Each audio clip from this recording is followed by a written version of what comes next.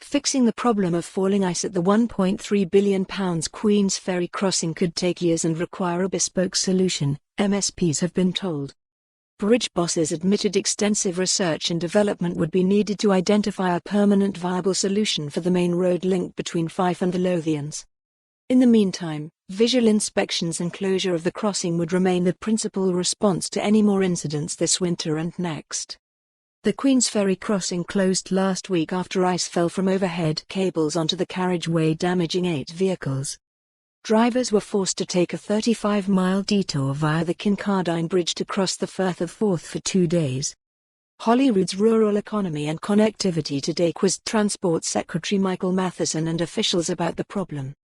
Mr. Matheson said ice falls had happened only twice on the bridge, the first time last March and then again last week. However, the first falls had happened so quickly that engineers had been unable to identify where they had come from or how the ice formed. Indeed, they had wrongly assumed it had fallen largely from the bridge towers, when in fact the problem was with the cables. They had a very limited level of knowledge of what had led to that incident occurring, he said, adding the circumstances had been very challenging. He said, "It is something which historically has been rare in its occurrence. There isn't an off-the-shelf solution for bridges that experience this problem. What international experience would say is that very often they have to look at bespoke methods. The research is trying to identify what are the very specific circumstances and potential mitigation options, and do they have to be made bespoke for the Queensferry Crossing."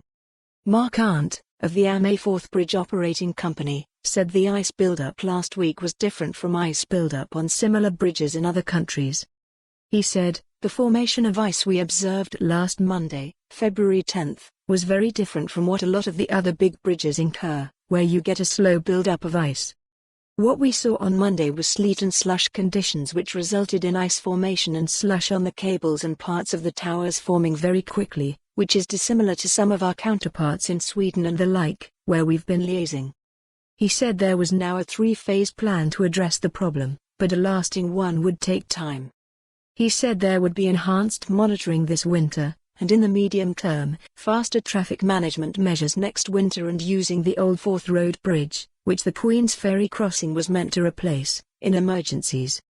He said, "We're also actively looking for permanent viable solutions into mitigating ice forming in the first place."